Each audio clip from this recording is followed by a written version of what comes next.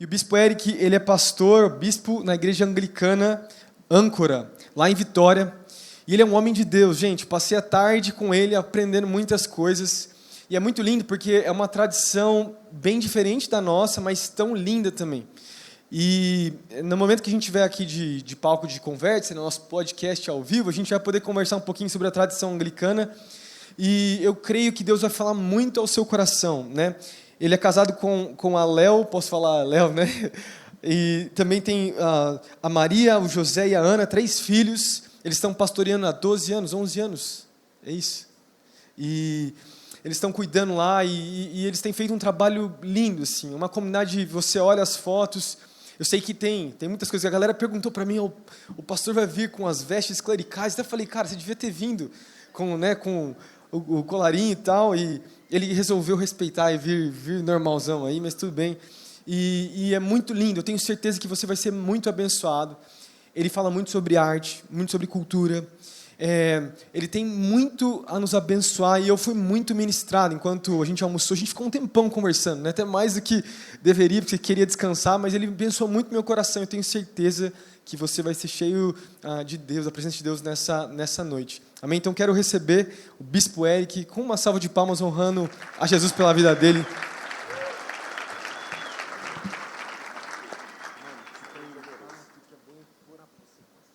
Estende a mão aqui, vamos orar por ele. Eu tenho certeza que, como eu falei, Deus vai falar muito aos nossos corações. Amém, Jesus. Obrigado, Pai, pela vida do Bispo Eric. Obrigado porque ele veio lá de Vitória só para ter esse tempo conosco. E Deus, assim como ele tem feito um trabalho lindo lá naquela comunidade, abençoando tantas pessoas, tantos grupos diferentes que estão lá, Jesus. Deus, entregado o Senhor tem entregado a arte, uma ministração sobre esse aspecto, Pai, diferente do Evangelho. Eu creio que nós temos muito a receber nessa noite. Então, usa a vida do Teu servo poderosamente. Deus, que ele seja um instrumento Teu para falar aos nossos corações, que possamos realmente receber algo de Ti nessa noite. Nós oramos, nós Te pedimos, em nome de Jesus. Amém, amém. Amém. Obrigado, Pedro. Oi, gente. Boa noite. Estou muito feliz de estar aqui. Eu acompanho vocês pelas redes, mas estar aqui é muito melhor. Eu sou de Minas Gerais, eu sou mineiro e casei com uma baiana e a gente mora em Vitória, no Espírito Santo. Mas meus filhos são de Vitória, no Espírito Santo. E eu estou muito feliz em estar aqui por saber que vocês têm topado conversar sobre temas importantes para a fé cristã, para que esse seja um ambiente fértil e frutífero para a gente abençoar esse país, essa cidade, para que a gente cresça a nossa missão como filhos de Deus, filhos e filhas. E eu espero de verdade que a gente saia daqui hoje com o coração fervilhando de amor por Jesus e pela missão que Deus nos vocacionou. Eu quero contar uma coisa para vocês.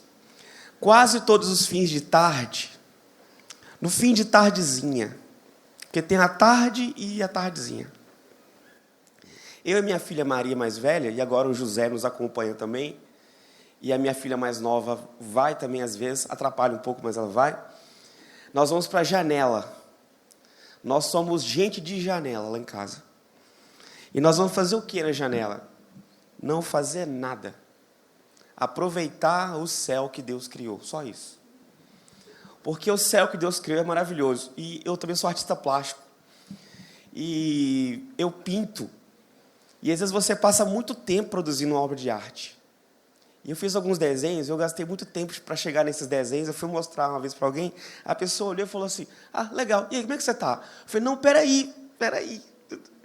Cara, esse amarelo, para chegar nesse amarelo, assim, faz comigo não, entendeu? Não me irrita não. Eu demorei muito para chegar aí, dá uma atenção aí. E Deus, quando criou a realidade toda, Ele falou que era muito bom. Se você não gosta do mundo do jeito que ele é, você está errado. Porque Deus não erra. E Deus disse que estava tudo muito bom. Nós temos que aprender a amar as coisas que Deus ama. A gente diz que adora um Deus, que gosta do que Ele gosta, mas às vezes não parece, quando a gente despreza as coisas que Ele criou. A gente não pode experimentar a luz do sol como um pagão, que é apenas uma luz sem significado algum, que toca a minha pele e entra na minha casa e pronto. os cristãos deveriam olhar para isso e falar, realmente, Senhor, é muito bom. O Senhor é muito bom, o Senhor é muito generoso. Obrigado por isso. As digitais do Senhor estão impregnadas nas coisas que Ele criou. Olha, eu fui numa exposição no MASP, em São Paulo, e eu nem sabia que havia tantas obras maravilhosas lá. Lá tem Rembrandt, que é um pintor protestante, que a gente vai ver daqui a pouco, maravilhoso. Lá tem também Portinari, que é um pintor brasileiro gigante. E de frente para a obra do Portinari, eu e a minha esposa, a gente começou a chorar. Porque é muito incrível como ele capta a alma assim, do brasileiro e expõe a nossa história em algumas obras que são muito tocantes. O tamanho é grande, parece que você entra dentro da tela. E me fascinou ver que tinha umas pinceladas grossas, deixadas de propósito, porque é uma pintura para parecer pintura. E eu fiquei imaginando, essa tela é testemunha da presença do Portinari e da minha. Em épocas diferentes, mas há uma triangulação aqui, deslocada temporalmente, mas nós dois tivemos presente de frente disso. Porque se a gente gosta de coisas que foram de pessoas importantes, trazer coisas de lugares importantes, lembrança uns para os outros, é testemunho, né? Da presença das pessoas, da história.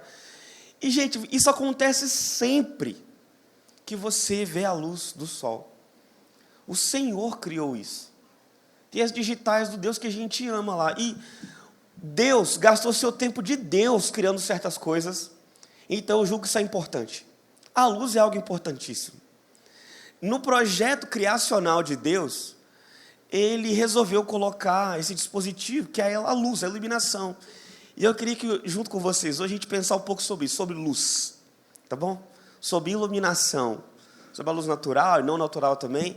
E como que isso nos ajuda a perceber a identidade das coisas e ajuda a gente no projeto missionário de amar a Deus e amar as pessoas.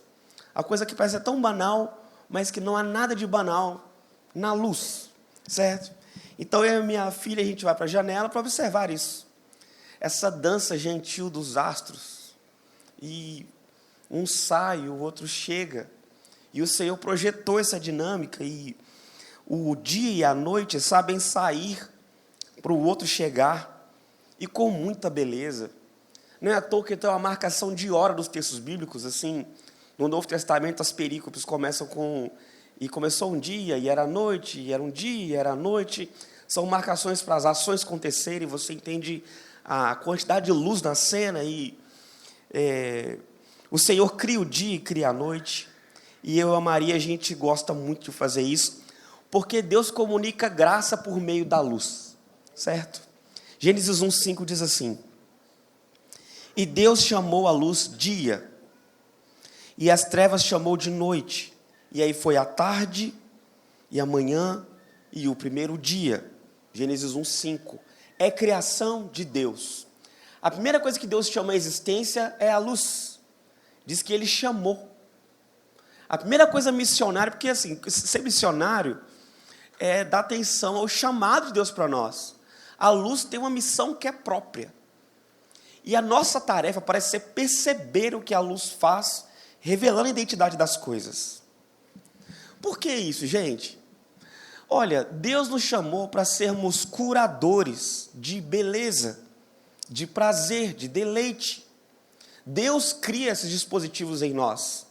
Deus criou a capacidade de você deleitar-se com as coisas e ter prazer nas coisas. E Deus impregna algo sublime sobre a face das coisas, que a gente chama de beleza. Então nós somos curadores disso, porque o pecado nos afetou de certa maneira, que nós perdemos a capacidade de reconhecer a verdadeira beleza das coisas.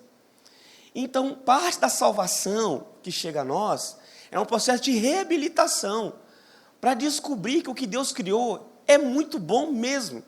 E nós confirmarmos isso, a vida é linda. O que Deus fez na criação foi sublime, foi maravilhoso. O nosso convite para as pessoas não é, vem só fazer parte da minha religião, não. O projeto real de humanidade só acontece em Cristo. E o pecado nos roubou a humanidade, uma grande quantidade de humanidade real. Deus nos criou num nível e nos deu tarefas para cumprir nesse nível. E o pecado nos fez, nós mesmos, nos lançarmos voluntariamente num nível muito menor. Deixa eu exemplificar isso. Não está aqui não, mas vale a pena. Imagina que aqui tem uma linha, que é a linha criacional primeira, assim, onde Deus vai criar as coisas. Antes de Deus criar as coisas, o que havia? Estou dando trabalho para você da câmera, né? O que havia antes de Deus criar todas as coisas? Havia Deus, que é o todo. Ou seja, não faltava nada. Porque tem duas formas de criar as coisas. Você pode criar coisas pela falta, e a gente faz muito isso, né? Tem gente que quando fica muito triste faz um brigadeiro. Tem gente que quando toma um não da pessoa que ela amava, vai assistir em casa com pijama, Friends e comer chocolate. Você está criando de alguma maneira, criando um ambiente, criando um doce. Mas Deus não cria nada disso por falta. Deus não vai assim, estou tão solitário aqui, nós a Trindade aqui, não tem nem o Uno para jogar, não tem um stream para assistir. Nossa vida de Deus está meio parada. Vamos dinamizar a nossa vida de Deus aqui? Vamos criar coisa, então. Aí cria um hub criativo e começa a inventar coisa. Tive uma ideia, sol, anota aí. Não foi assim. Gente, Deus não tem falta de nada. O nosso Deus é muito grande. Não é como os deuses gregos ou nenhum outro Deus de nenhuma outra religião. O que a gente chama de Deus significa assim, ele é absoluto. E o que é absoluto? É alguém que tudo depende dele para existir, tudo, e ele não depende de nada para existir. É por isso que não pode ter dois absolutos desse tamanho. Porque implicaria que um teria criado o outro. Ou seja, não é plenamente absoluto. Então, só um Deus verdadeiro do tamanho do nosso. E ele não tem falta de nada, ele se louva. Na história da Bíblia, você percebe isso assim, que quando a Trindade aparece, está sempre um louvando e honrando o outro. A Trindade se louva, a Trindade se basta. Quando o Pai aparece no batismo de Jesus, a voz dele é, eu tenho prazer no meu filho. Né? E o filho, quando conquista tudo, fala, é para honrar o teu nome, Pai. Quando alguém pergunta assim, mostra-me o Pai, é Jesus. Olha para mim, cadê o Pai, Jesus? Gente, estou há tanto tempo com vocês, a resposta que ele dá é essa. É impossível não ver o Pai em Jesus. Eles são uma unidade tão perfeita, que eles são inseparáveis. E ao mesmo tempo são pessoas distintas. E um louva a pessoa do outro. E a função do Espírito Santo, segundo Jesus, ele falou assim, olha, eu vou encontrar meu Pai de novo, eu vou subir aos céus. E vocês não vão ficar sozinhos. Eu vou enviar o meu Espírito sobre vocês. Ou seja, quando você sente falta de Jesus, o Espírito Santo te abraça. E você fala, obrigado, Jesus. Porque o cheiro do Espírito Santo é o cheiro de Jesus. A missão do Espírito Santo é te revelar Jesus. Quando você lê a Bíblia e entende, Jesus é realmente o Deus perfeito, Criador. Ele é o meu Salvador. É o Espírito Santo operando em você. O Espírito Santo também faz propaganda própria. A função dele aqui é que você não sinta vácuo. Depois da vinda de Jesus. A atualização da ressurreição em nossas vidas é o Espírito fluindo em nós. Pessoas cheias do Espírito Santo amam Jesus como Rei. E quem ama Jesus como Rei, obedece. O que ele fala é, olha, o Pai tem que ser louvado, porque a minha vida é adorar o meu Pai. O que eu fiz é para o meu Pai. Então, antes da gente entrar nessa dança, nessa festa, a Trindade se bastava. A gente não louva Deus para que ele se sinta assim, eu sou pai. Sabe, pai é meio bobo às vezes, que os filhos chegam e falam assim, pai, por favor, quero dormir mais tarde. Aí meu filho agora aprendeu a juntar as mãozinhas assim. Você já aprendeu isso? Técnicas de manipulação de criança. Eles têm curso, eu acho. Eles fazem. Ele fala, por favor, pai, por favorzinho. Aí falo assim, você está quase, entendeu? Mais um desse, nós vamos quebrar a rotina. Sabe, a gente acha que é assim, fala assim, Deus, tu és maravilhoso, tu és tudo, tu és bom. Me peça a chave do carro. Adoração não é isso. Adoração é um ato de lucidez. Porque Deus, assim, olha, imagina se essa mesa tivesse consciência de si mesma. Porque não tem, tá? E você falasse assim, mesa, tu és redonda. Eu vou cantar isso. Redonda és. Aí a mesa fala assim, vejo que você enxerga, nada mais. Porque isso é o óbvio sobre a minha forma, entendeu? Quando você diz assim, Deus, tu és incrível, ele poderia dizer, vejo que não és tão tolo, né? Em vez de ficar assim, nossa, porque é como se o filho falasse assim, pai, você tem 2 pernas. Eu falei, filho, que bom que você percebeu, entendeu? Pai, você tem mão. Você pode fazer o que eu quero? Óbvio que não, entendeu? Então é capaz de usar a mão como nem devia, a seu favor, entendeu? Mas quando você louva a Deus, você está dizendo o óbvio sobre a natureza dele. Deus, tu és grande. Ele fala, assim eu sei. Deus, tu és perfeito. Sim, nunca tive dúvida. Entendeu? A gente louva para quê? Porque nós esquecemos. Nosso coração se perde. Nós sim nos manipulamos outros, esquecemos com a facilidade que ele é o rei e nós não. Então é meio que você ir para o seu lugar, na humildade. Tu és tudo, eu não. Eu dependo de ti. Apesar de eu esquecer disso, eu preciso de ti. O Senhor me criou. Tu és a minha fonte. Tu és a minha finalidade. Louvar a Deus é isso. Mas a Trindade não tinha necessidade disso. Não há necessidade. Porque não há necessidades em Deus. Necessidade significa falta. Deus não tem falta de nada. Para que Ele cria as coisas, então? Ele cria as coisas para celebrar a sua completude. É como você está muito feliz, porque os seus filhos estão fazendo aniversário, e você vai celebrar a vida dos seus filhos. Digamos que toda a criação é uma grande festa de aniversário. O pai está celebrando a vida do seu filho. Deus cria tudo em Jesus, por meio do Espírito Santo, para celebrar a vida inteira e completa deles mesmos, certo? E, gente, cada coisa na criação participa da natureza de Deus em um certo nível. Por exemplo, um grão de areia louva a Deus só por existir. Porque antes dessa linha que a gente criou aqui, só existia Deus. Agora, o grão de areia tem uma mesma característica que só Deus tinha. Só o fato de existir. Dá para entender aqui? É simples. Só o fato de uma coisa existir imita uma coisa que antes só Deus possuía, a capacidade de existência. Então ela imita a natureza de Deus em algum nível. Só que os vegetais imitam num nível maior. Porque eles não só existem, ele interage com o meio ambiente, cresce, tem vida. E antes só Deus tinha vida. Os animais fazem ainda melhor, né? E criam sociedades, né? E interagem com o meio ambiente de forma inteligente. Tem animal que ri, enfim.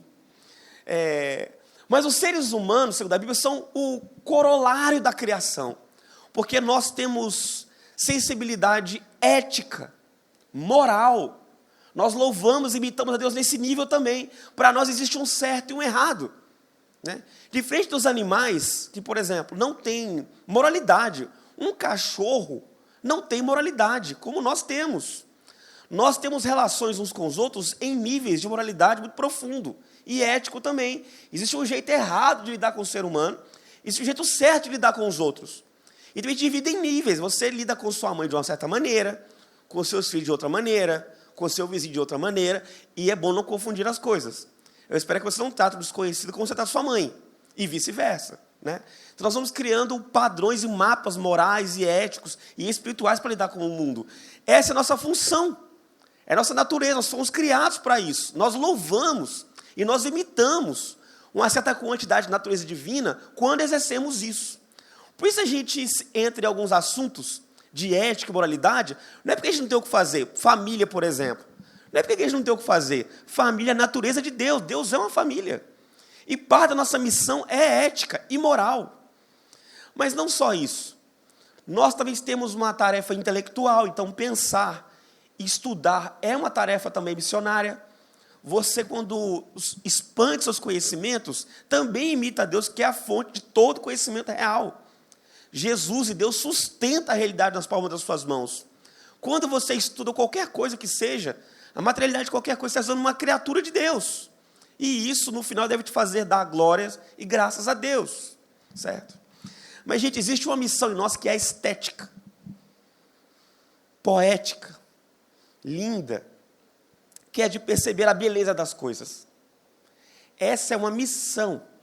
Isso não é uma coisa para a gente que é mais sensível que os outros. Não. Deus criou um mundo belo e dinâmico para que você possa perceber isso e dar graças a Deus do fim. Olha que o texto de Salmos 148, 3 diz: Deus criou o sol, então louvai-o sol e lua, louvai-o todas as estrelas luzentes. Os céus e terras louvam a Deus num certo nível. Eu sempre me perguntei, como é que uma estrela pode louvar a Deus? Será que ela canta? Será que as estrelas se juntam à hora do devocional em estrelas? Não, o fato da estrela ser uma estrela brilhante, e imitando a natureza de Deus, ela está louvando ao Senhor. E o Senhor colocou em nós a capacidade de perceber isso. Gente, Deus gastou seu tempo de Deus colocando olhos em nós, para que você pudesse perceber o mundo fora de você. Não foi um dado aleatório. Escorreguei e caiu um olho aí no ser humano, agora deixa. Não. Deus projetou isso.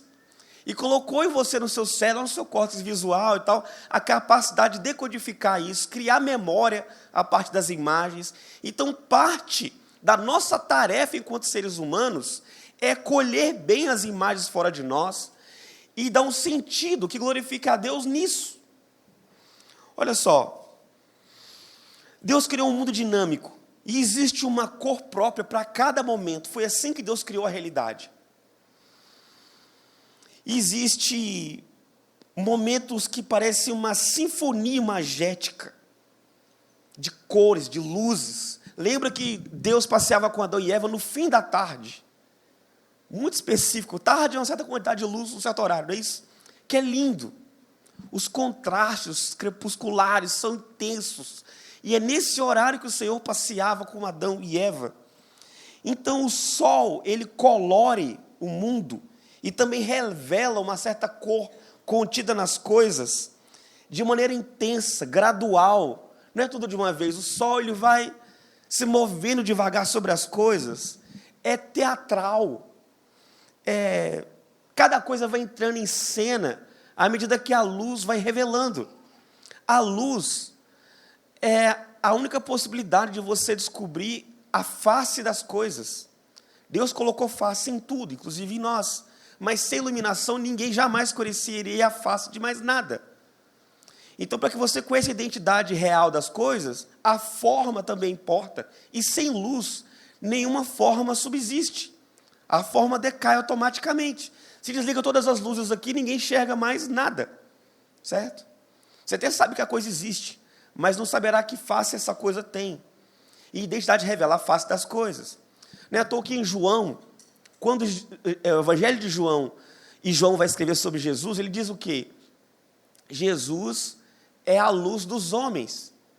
Ou seja, ele é a possibilidade da gente conhecer a face real das coisas. O que João está dizendo é, se Jesus não ilumina a criação, ninguém entende o que ela é. Jesus é a capacidade de você realmente entender o sentido e o propósito de todas as coisas que elas foram criadas. Primeiro, porque foi criado para Ele. Tudo foi criado para Ele. E, gente, tudo aqui não é como poesia de poeta de começo de carreira, que começa a juntar palavras sem sentido, e tipo assim, xícara, água, celular, papéis. Nossa, que lindo. Não, não é isso, não. Tem gente que acha que o louvor na igreja é isso, porque dele, por ele, para ele. Ficou bom, anota aí. Não, gente, isso é um fato. É um fato. Tudo foi criado para Jesus. O movimento dos astros foi um presente do pai para o filho. Digamos que, sabe quando um pai ou mãe, só de olhar para o filho assim, ele entende se... Ih, rapaz, fez uma coisa que não foi legal, não. Lá em Minas a gente chama assim, olhou de rabo de olho. Olho passou um rabo de olho assim, e você sabe. Ou o contrário, meu pai está feliz comigo. Aquela carinha ali eu conheço, entendeu? Aquele jeitinho da minha mãe de bater o pé ali, ela está muito orgulhosa de mim, deu certo, entendeu? Digamos que todo esse movimento dos astros e tudo que Deus criou é uma olhada do Pai para Jesus. Tipo, eu te amo. Isso tem a ver com Ele. Isso que a gente canta tem tudo a ver com Ele, gente. Isso é um fato. Você diz assim, eu estou em Cristo porque eu não entendo tudo. Cara, nem é para entender, nem é para você. Entendeu? Era para Jesus. Escolhe o seu lugar certo nessa dança, nessa festa, porque você não é o centro. E as coisas nem fazem sentido se Jesus sai do jogo. Sabe? Tipo, se ele sai, as coisas perdem significado real. Inclusive nós, enquanto humanidade, nós somos imagem e semelhança de Jesus. Sem Jesus nós perdemos natureza humana. Por isso nosso convite é, venha para Cristo, porque só assim você pode acontecer e existir de fato. Você pode florescer enquanto ser humano vivo, num nível que Deus te criou para ser. É um espelho quebrado, não serve para nada. Nós espelhamos a imagem de Deus. Quanto mais distante dele, nós estamos uma coisa sem propósito. E tentamos criar propósitos menores. Você pode pegar um espelho e tentar usar para uma outra coisa, mas não foi para isso que ele foi criado. Nós somos criados para ser a imagem de Deus. Por isso que imagem é uma coisa importante também. Nós criamos uma inversão, até a palavra imagem, porque a gente pensa assim, olha, outras religiões adoram imagens, a gente não. Então até a palavra imagem se tornou uma coisa assim, a gente não conversa sobre, mas você tem uma imagem, porque eu estou vendo aqui. Entendeu? Ter imagem é pecado, a gente só não tem imagem quem já morreu. Tá? Inclusive os seus ossos têm um certo formato também, e se nós escavarmos lá onde tu será enterrado, que não vai ser por agora, não é isso? Combinado? Isso também tem um certo formato, uma certa imagem, e que reage às frações de luz.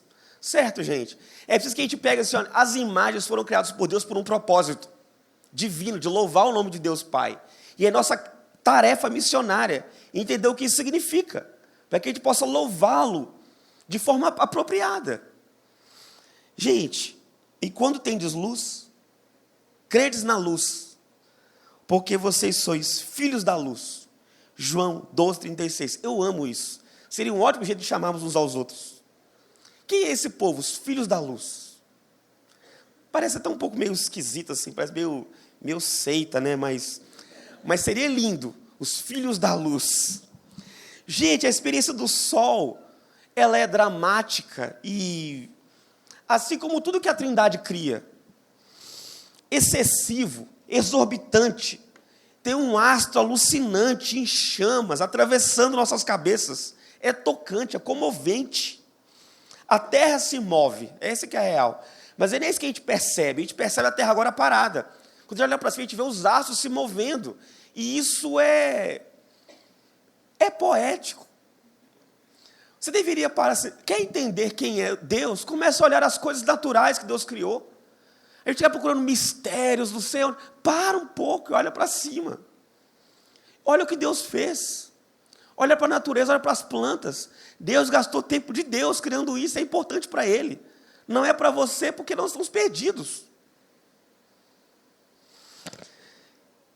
Filhos da luz. E se tem olhos para ver, atentos, você consegue ouvir o som, a dança das coisas que Deus criou, louvando o nome dEle. Se você tem olhos espirituais, gente, não é só para ver anjo, demônio, é para ver o que está na sua frente. A luz brilhando e piscando, aquecendo o seu dia, dizendo, há um Deus, e Ele é bom, e gosta de beleza. Ele é a pátria de toda beleza. O pecado nos rouba a capacidade de ver a glória que há num dia comum. Espiritualidade profunda não é ver o que ninguém vê, é ver as coisas que todo mundo vê do lugar certo. Nós estamos vendo que criação de filhos é uma coisa divina. Não é uma coisa assim, células apenas se reproduzindo. Não, tem um mistério sagrado nisso. E olha, eu sei que o pessoal assim, mais gratiluz, etc., vai lá bater palma para o sol. E eu sei que se o sol tivesse voz, ele fala assim, para com isso, gente. Não me irrita, não. Sai daí, vamos caçar o que fazer. Mas a intuição está correta, de que há algo sagrado na iluminação. Nós, cristãos, é que devemos falar assim, olha, o sol não está recebendo esse louvor, ok? Vamos adorar o Deus que criou o sol. E o sol realmente é uma notícia de que Deus é amoroso e bom. Já pensou o que é o sol, afinal de contas? Gente, é uma coisa alucinante. A gente perde a capacidade de se encantar com as coisas lindas que Deus fez. O sol é uma explosão que não acaba nunca. Isso é uma loucura. Se Deus fosse assim, quer saber? Vou criar a luz. E cria lá uma bola de gases que vai explodindo. E a explosão é tão intensa, imensa e potente, que gera luz e calor. Isso que a gente chama de luz natural. É o resultado de uma explosão intensa que toca a terra e clareia ela. E aí você pode olhar para a pessoa que você ama e dizer que ela é linda, porque essa explosão está acontecendo. E Deus mantém isso acontecendo. As pessoas até assim, a nossa ciência, que é maravilhosa e grande, é capaz de dizer o que tem lá dentro, mas por que isso existe? É a palavra que diz, para louvar o Pai. Deus quer ser louvado por isso. O texto que os astros do sol, o Senhor colhe o fruto dos astros que estão no espaço. Tudo isso é grandioso, glorioso, e converter, gente, é passar a amar o que Deus ama, gostar do que Deus gosta, e começar a perceber Deus nas coisas mais simples do dia. Já parou pensar que assim, a materialidade das coisas, a dureza das coisas, o texto diz que é sustentado pelas palmas da mão de Deus. O fato desse chão não ser, e a gente não afundar no chão e cair num abismo sem fim, porque Deus mantém as leis da criação, para que a criação tenha ordem e beleza. Por isso você pode somar, cortar, codificar a natureza e chamar isso de diversos conhecimentos, ciência, tipo a física, a química. Digamos que as coisas perderiam estrutura real se distanciassem de Deus e de sua vontade. O fato dessa xícara não desintegrar agora é porque Deus, por seu amor, mantém as suas leis de amor. Só o fato de você estar em pé nessa cadeira, sentado nessa cadeira, ou eu em pé aqui, isso aqui em cima da mesa, deveria fazer você, glória a Deus. Ele mantém suas leis de amor. E tudo que ele criou bom. E permanece assim. E o seu amor vai aumentando, o coração vai dilatando. Olhando para as coisas, eu falo assim, como o mundo é maravilhoso. Como a criação de Deus é bela, incrível. E dramático. Deus é dramático. Com todo respeito. No melhor sentido de dramático. Olha, lá em casa a gente sempre tem algumas questões, tipo, a gente estava indo para visitar uma igreja na minha cidade e tem um caminho longo e um caminho curto. O caminho curto é mais barato, gasta menos gasolina e tal. E com crianças no carro, caminho muito longo, é um desafio à parte. E a gente pensou, o caminho longo é por onde? Ah, é pela beira-mar. Nossa cidade tem mar lá em Vitória, né? E tem uma pista que passa assim, bem na beira da orla, a orla inteira. Ah, vamos pelo caminho mais longo. Aí a gente paga mais caro. Aí a gente passa o aperto entre as crianças durante um caminho longo no carro, para ver um caminho mais bonito. A gente chega na igreja, está com vontade de adorar mais a Deus, certo? Nem sempre o caminho mais curto, mais eficiente é o melhor. E parece que Deus também gosta do caminho mais longo. Fiquei me perguntando esses dias, por que Deus lá no jardim do Éden, logo após o pecado, já não mandou Jesus ali? Para encurtar esses séculos de história e desertos e mortes e perigos, vales sombrios. Por que não mandou logo ali para resolver tudo? Parece que Deus escolhe o caminho mais longo e o mais bonito. Esses contrastes na vida vão deixando as alianças mais significativas. O amor de idosos é mais complexo, mais bonito do que o amor de alguém que acabou de conhecer outro alguém e escreveu na árvore assim, eu e você dando um coraçãozinho.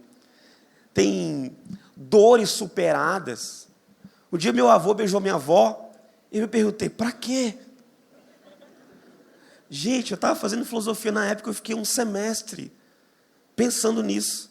A questão filosófica realmente me importa agora, é porque meu avô beijou minha avó. Porque eu olhei bem para os lábios da minha avó e pensei, complicado. Mas, gente, aí eu comecei a escrever e pensar sobre isso, que nós, às vezes, beijamos de forma muito imatura. E que o beijo maduro demora muitos anos para acontecer, viu? Vai além da doçura dos lábios, é a doçura da alma que importa. Depois de tudo que você viu de uma pessoa, e fala assim, eu ainda acredito que você pode ser doce. Eu ainda acredito que vale a pena me calar, e você também, e a gente falar uma linguagem interna, só nós dois. Então, a beleza demora tempo para você perceber. E discipulado também é isso, ensinar as pessoas a verem as coisas, certo?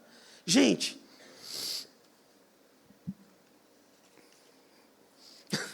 Amém. Eu queria mostrar uma coisa para vocês. Tem umas imagens que eu trouxe, que não sei se dá para colocar, pode ser qualquer ordem. Eu trouxe umas figuras de algumas obras de arte. Tem como apagar algumas luzes para eles verem melhor isso? Só se der, se não der também, não quero dar trabalho. Mas dá para perceber que é um mar. Certo? É o mar. Ai, obrigado, querido. É o mar. E lá no fundo... Gente, olha que bonito isso. Isso é uma foto apenas da criação de Deus. Quando você pensar assim, qual é o caráter desse Deus que a gente adora? E imagina isso, é um Deus capaz de criar esse tipo de cenário. Quando você trabalha numa empresa e tem alguém que manda em você, você precisa se perguntar, qual é o caráter dessa pessoa? Para saber como lidar, conhecer essa pessoa. Agora, tem alguém que manda em tudo, que tudo pertence a ele. Eu posso conhecê-lo por meio da palavra, e a palavra diz que ele criou esse tipo de coisa. Isso diz muito sobre o nosso Deus, como Deus é incrível, e cria coisas dinâmicas e lindas. Parte da nossa tarefa é sentir a beleza que ele impregnou no mundo. Tem uma próxima imagem. Gente, é uma pintura muito antiga de trabalhadores num campo plantando batatas. E eles param ao fim da tarde para orar, porque era um costume da igreja, da tradição assim, antiga, de sempre parar quando o dia está acabando para orar. E a luz indicava os momentos de orar, entende? Não havia relógio. E a luz está diminuindo. E aí o que as pessoas faziam? Liam orações ou salmos que tinham a ver com a proteção de Deus à noite. E a luz ia indicando os momentos para você buscá-lo, encontrá-lo. Próxima.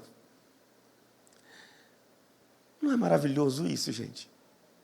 Eu acho que seria muito impactante se nós, cristãos, começasse a perceber que a realidade que Deus criou é maravilhosa.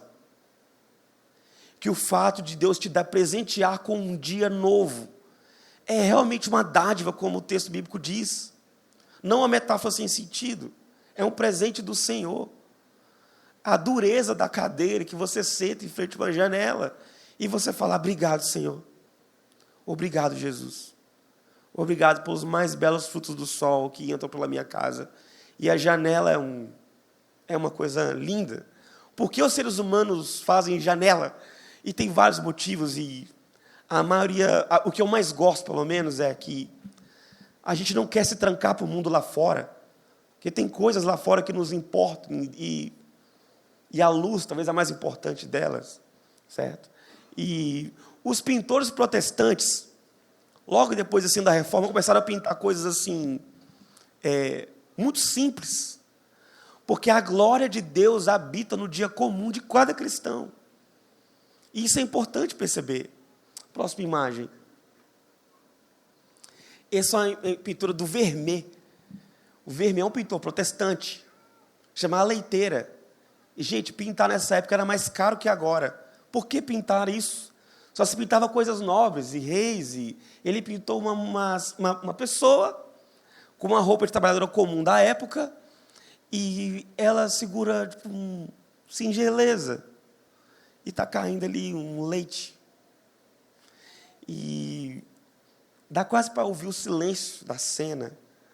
E ela está no centro da tela, dizendo que é a coisa mais importante sobre a obra, é realmente essa pessoa, essa trabalhadora.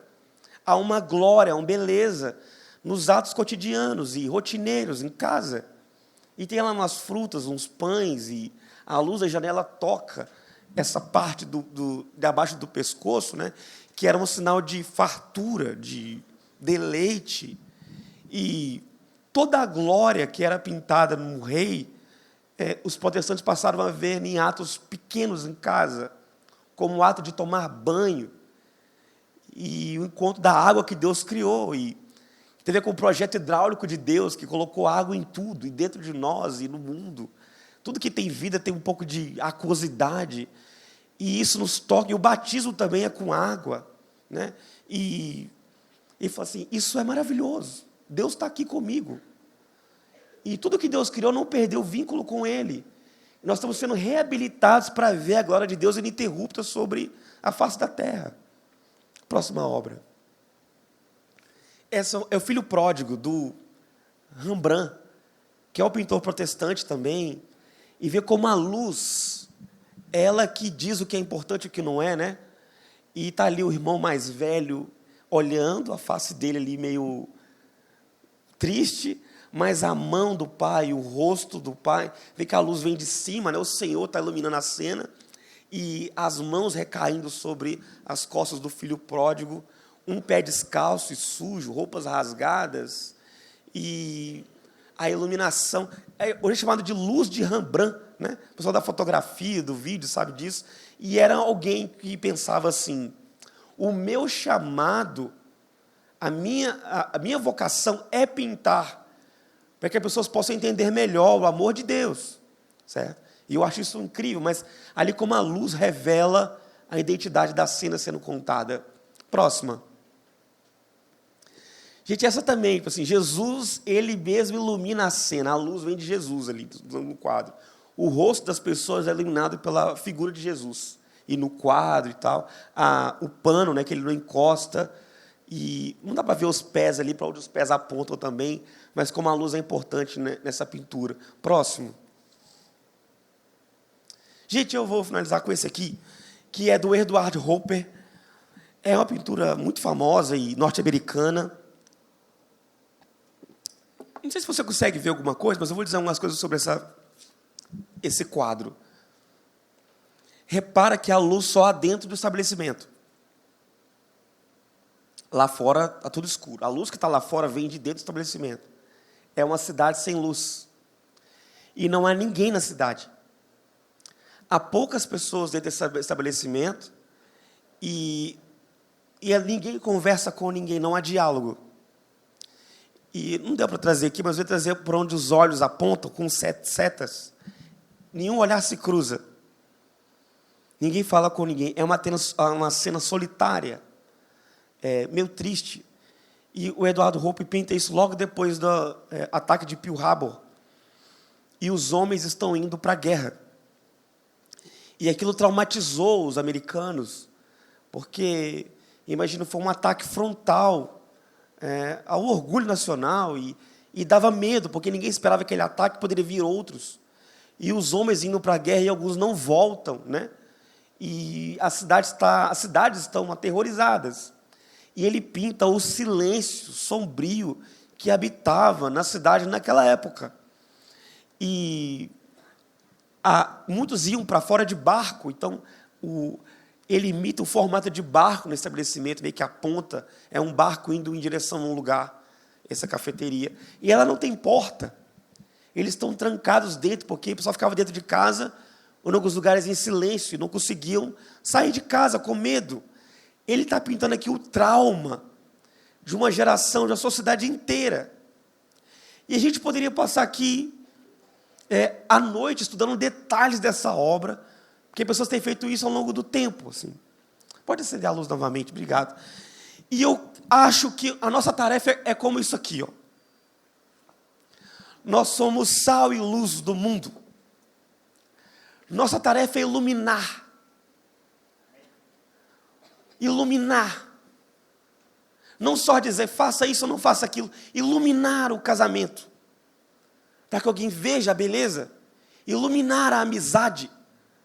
As coisas comuns da vida. Nós somos iluminadores. Se você mexe a luz, você muda a aparência de tudo.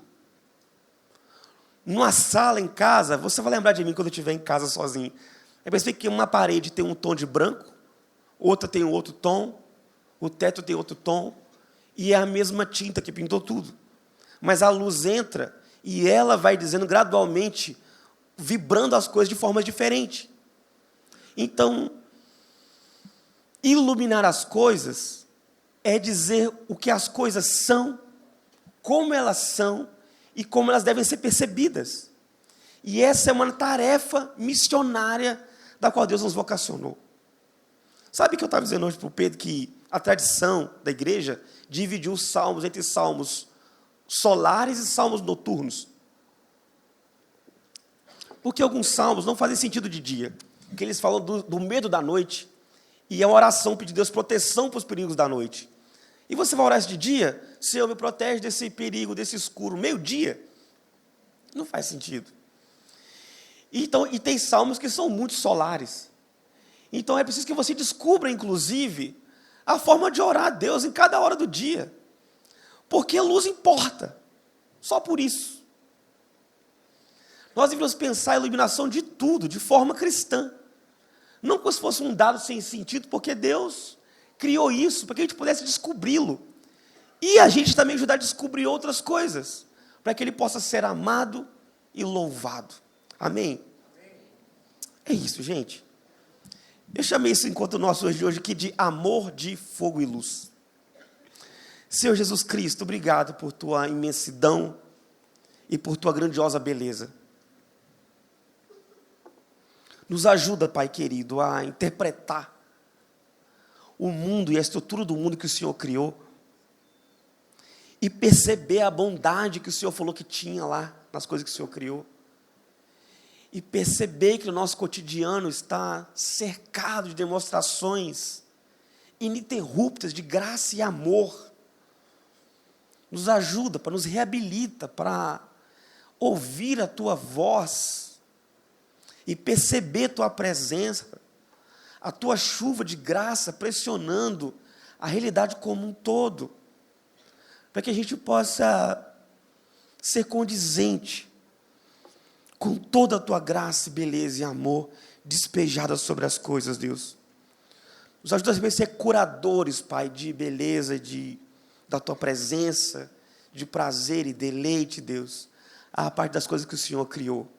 Louvado seja o Teu nome, Jesus. Nós somos Teus filhos, sim, filhos da luz. Nós Te amamos, Pai querido. Amém. Deus abençoe vocês.